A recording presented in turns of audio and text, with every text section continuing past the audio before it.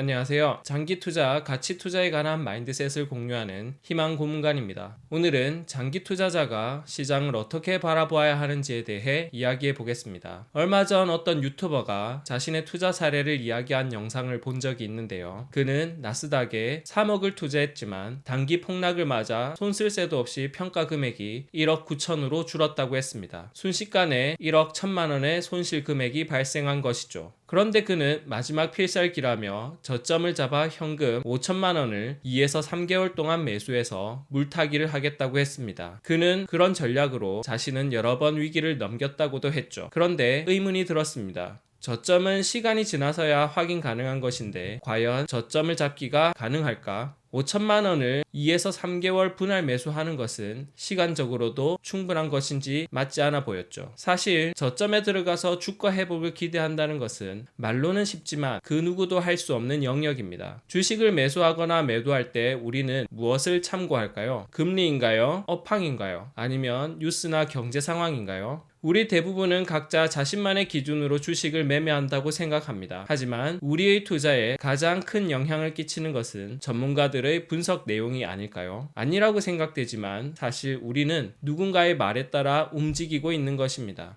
금리가 내릴 것 같으니 지금 주식에 들어가야 한다는 말이나 반도체 사이클이 하반기에 돌아올 것이라고 전망하는 의견이나 관세로 시장 상황의 변동성이 커질 것이라는 의견들. 우린 이런 의견들을 참고해서 주식 거래를 하게 되죠. 나름 전문가들의 의견을 참고했으니 나의 매매는 어느 정도 합리적인 판단을 했다고 볼 수도 있습니다. 그런데 혹시 알고 계셨나요? 이런 의견들에는 항상 다른 사이드의 의견 또한 함께 존재한다는 사실을요. 예를 들어 금리가 내릴 것 같다는 의견에는 그와 반대인 금리가 동결될 것이라고 이야기하는 전문가도 다수 있습니다. 금리가 내릴 것 같다는 사람들은 지금이 주식 매수 타이밍이라고 하지만 반대 입장을 가진 사람들은 지금의 주가가 더 떨어질 가능성이 존재하는 시장으로 보게 되죠. 이렇듯 앞으로의 전망을 예측하는 의견에는 항상 두 가지가 존재합니다. 이렇게 될 것이다와 그렇게 되지 않을 것이다로요. 어느 시대에도 한 가지 의견만 존재했던 적은 없습니다. 그리고 다수가 항상 옳았던 적도 없었죠. 오히려 소수의 의견이 적중해서 어마어마한 돈을 벌었다는 이야기도 많습니다.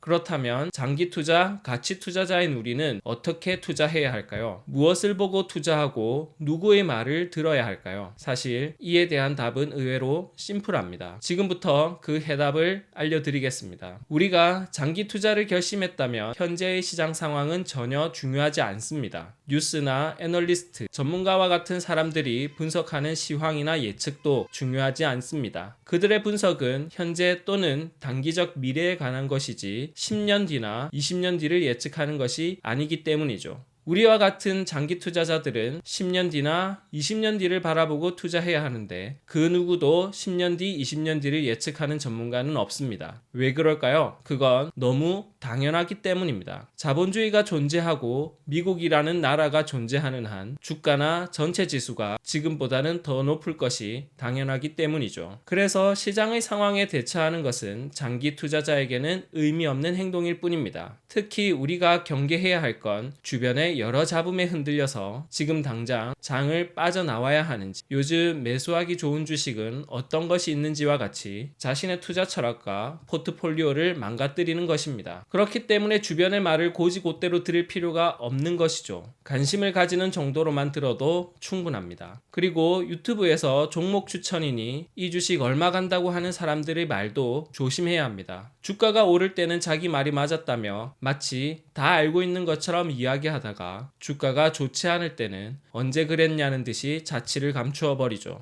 따라서 유튜브에서 개인이 하는 종목 분석이나 전망에 대한 의견은 차라리 듣지 않는 편이 더욱 좋습니다. 그리고 시장의 상황에 따라 여러분의 투자금을 과감하게 늘리거나 줄이는 것은 장기적인 관점에서 본다면 무의미한 전략입니다. 먼 미래에 견주어서 현재의 상황이 좋은 상태인지 나쁜 상태인지를 그 누구도 판단할 수 없기 때문이죠. 예를 들어 지금 미국 지수가 단기간에 마이너스 10% 하락했다고 가정할 때 주식을 매수하기 좋은 시점일까요? 아니면 좀 더 지켜봐야 할까요? 누군가는 주가가 많이 빠졌기 때문에 가격적인 메리트가 있다고 할 수도 있겠지만 또 누군가는 침체기 초입이라 판단할 수도 있는 것이죠. 따라서 이 상황이 좋은 상황인지 나쁜 상황인지는 아무도 알 수 없습니다. 몇 달 뒤 주가가 마이너스 20%로 추가 하락할 수도 있고 본전으로 다시 돌아갈 수도 있기 때문입니다. 심지어 당장 다음날 그런 변동성을 보일 수도 있죠. 이런 상황에서 여러분은 어떻게 투자하실 건가요? 살까요? 아니면 기다릴까요?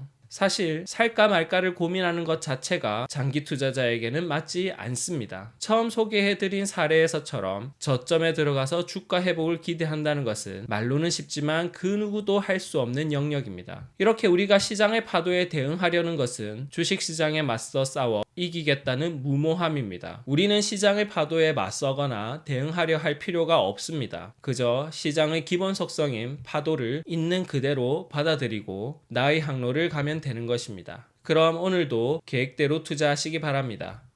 감사합니다.